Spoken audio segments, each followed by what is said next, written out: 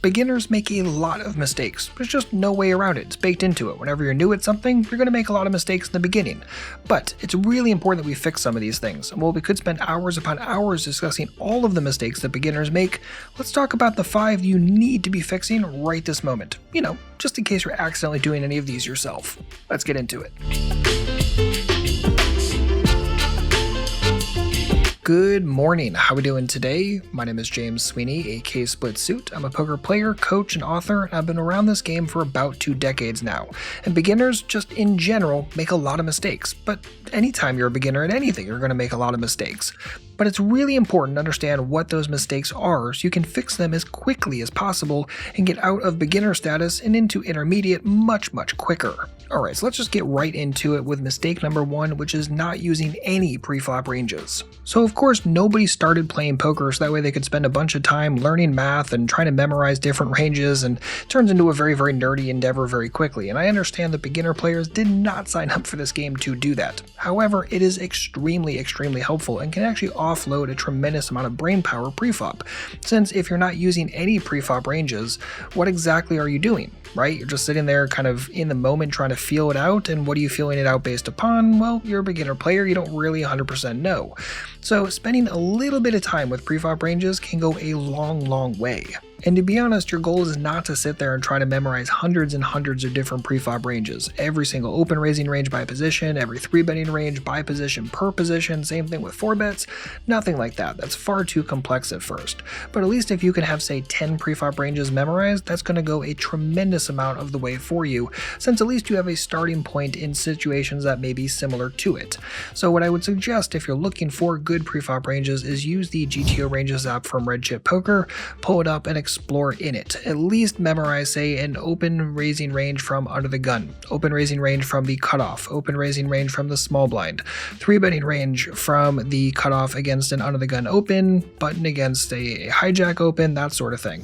Since again, these are fairly representative. So for an example, if you have the under the gun open raising range memorized, but it turns out you're actually under the gun +1, well, you can look at that and say, okay, I'm probably going to be just a little bit looser than my normal under the gun here, and that is a good starting point. You can check the app just to confirm that, but yes, that's exactly the way that you can not only memorize some basic ones, but then actually utilize it in real time. Trust me, this goes a long way. You don't want to just be randomly guessing preflop. That will make your life an absolute living hell. Alright, so moving on, mistake number 2 is simply slow playing too often. And for what it's worth, this doesn't just apply preflop, this is also a postflop consideration. So here's the thing, if you're a newer player, chances are you're playing in smaller, easier games, right? You're probably playing the lowest of limits online, or possibly the smallest stakes you have in a local card room, and as such, you're probably not playing nosebleeds, you're probably not playing against the toughest opponents, and as such, slow playing is not something I would definitely suggest, since your opponents are worse, and as such, will put in more money with worse hands, and as such, why not just build pots when you have strong hands? If you're constantly slow playing like every single time pre-flop, if you're constantly slow playing sets and made flushes post-flop, I would highly suggest not doing that. You're leaving massive amounts of money on the table simply because you're not building pots fast enough when you have those stronger hands. And yes, it sucks when you play it fast and your opponent happens to fold that time, but if they're constantly folding, well, they let you know maybe there's a possible bluffing opportunity against that person in the future, and if they continue, well, the pot is much bigger. So while you might not win the huge home run pot every single time, you at least afford yourself an opportunity to hit that home run, and I think that's worth a tremendous amount. Mistake number 3 that beginners are still making is focusing solely on their own hole cards. So I understand the complexity in this one. Your hole cards are pretty much the only bit of perfect information you have in the middle of a poker hand. That's great. Hand reading, putting your opponent on a range of hands properly is challenging and tricky, and as such, I get the willingness or wanting to just focus on your own 2 cards. However, that is not what poker is, and if your sole consideration, again, it's not that we ignore hole cards altogether, but if your only thing you're thinking about in the middle of a hand is what are my 2 hole cards and how do they interact with the board, that's very problematic. And if you're listening to this and you're like, I don't really think I fall into making this kind of mistake, think about the last couple times you described a losing hand to somebody, either your wife or somebody else, some other poker player. Think about the way you described it. If you described it solely as I had this hand and I had to stack off, or this happened and I had aces, what could you do?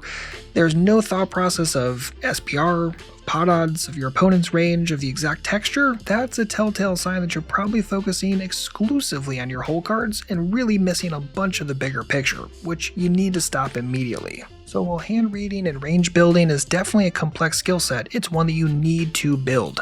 It is simply the lifeblood of making good, profitable decisions both pre-flop and post-flop. And if you want to learn more about this, I'll leave a link for a video showing you exactly how I do this right up there. Click that little card, take you right where you need to be. Alright, and moving on to mistake number 4, that's simply c-betting 100% of the time. And just to make sure we're all on the same page, a c-bet or a continuation bet is simply a flop bet made by the pre-flop aggressor. So if you raise pre-flop, your opponent calls you, you go to the flop and you bet, whether in position or out of position, that is considered a c-bet. Now, back in the old days of poker strategy, it was very common to simply raise pre-flop, your opponent calls, and you c-bet 100% of the time, simply because your opponents overfold a tremendous amount. But over the years, that advice has definitely started to wean out of favorability, and there's lots and lots of times where you should be checking instead of just firing that c-bet. And if you're constantly firing the c-bet, especially on textures that are just completely horrible for you, especially those middling connected ones, or you have a decent poker pair and have an overcard to it, so for instance you have pocket kings, the flop comes ace high, these are prime opportunities to start checking a tremendous amount more. And this isn't to say that you never c-bet those, but if your c-bet is close to 100%, that is where I would definitely make sure to look into this and start fixing this strategic leak, because it's a big one. And the 5th mistake that beginner poker players are still making is watching a whole bunch of this elite stuff on YouTube. So I want you to take a quick moment and open up your YouTube history. And if you're looking through that, looking at your poker videos, and you see a whole bunch of words like elite, or master, or crush, or secrets, well, I'd start avoiding a lot of that stuff. A lot of it's not particularly great, and a lot of it's more hype than necessarily good value.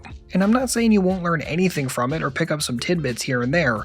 However, there are no secrets in this game, so please don't fall for that crap. No, watching one video is not going to turn you into a crusher. That's not going to happen. And if something were truly elite, then you wouldn't need that to get out of beginner status. To actually upgrade from beginner to intermediate just simply requires a real strategic foundation, understanding when to do what, why you should be doing it, and how the skills actually get utilized in real time. That's what you actually need. And if you're still working on building your strategic foundation, I would highly suggest you check out Core from Red Chip Poker if you haven't already. Core has over 200 lessons, each of them bite-sized, that way you can get in there, study what you need quickly, and get out. Everything is in order, exactly what you need, no extra fluff in there. Lots of hand history breakdowns, quizzes, badges, achievements, ask questions whenever you need it, and the best part is it's not going to break your bankroll. It's only $5 a week to jump in today. If that sounds right up your alley, you can learn more and sign up at redchippoker.com/core, that's C-O-R-E, redchippoker.com/core to join in today. And just for the record, everything we've discussed in this video is discussed in depth in Core. So if you're like, how do I fix that c-betting issue?